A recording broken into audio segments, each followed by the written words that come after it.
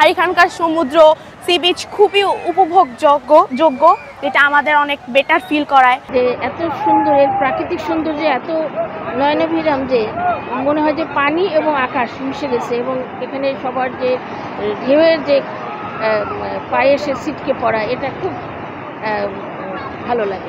ঈদের ছুটিতে আজকে কুয়াকাটা এসে আমি খুব আনন্দিত, খুব ভালো লাগছে। মন চায় এরকম সুন্দর পরিবেশে, মনোমুগ্ধকর পরিবেশে বারবার আসি। আমি আবার সুযোগ পাইলে আমি বারবার ছুটে আসবো। কুয়াকাটা এসে আমি খুবই আনন্দিত। এখানকার পরিবেশ এবং মনোমুগ্ধ, এখানকার ঢেউ অনেক সুন্দর, তো মন চায় বারবার আসি। কুয়াকাটা আসলে অনেক সুন্দর, দেখা যায় এখানে সূর্যাস্ত সূর্যোদয় দুইটাই দেখা যায়। প্রত্যেক বছরই একবার আসা হয়, এবারও আসলাম, এই ধারাবাহিকতায় আজকেও আসলাম। ইনশাল্লাহ থাকবো 2 দিন, দেখা যাক বাকি সৌন্দর্যটা উপভোগ করি। আমার স্কুল ঈদের ছুটি উপলক্ষে বন্ধ দিয়েছে, তো আমি এখানে ভিজতে এসেছি। সবসময় কক্সবাজার যাই, এই ফার্স্ট টাইম আমার লাইফের কুয়াকাটা এসেছি, তো আমি এখন ভিজবো, ব্রেকফাস্ট করে ভিজতে চলে এসেছি। আমার খুব ভালো লাগছে।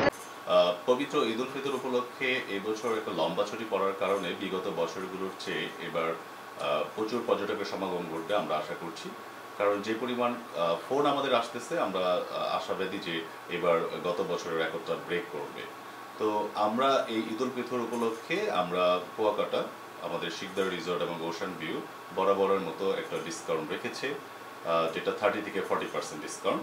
আর এছাড়া আমরা যে নতুনত্ব এনেছি, এবার আমাদের কিছু বারবিকিউ স্পট আমরা তৈরি করেছি, আমাদের 4টা সুইমিং পুল আছে, এগুলো রেডি করেছি।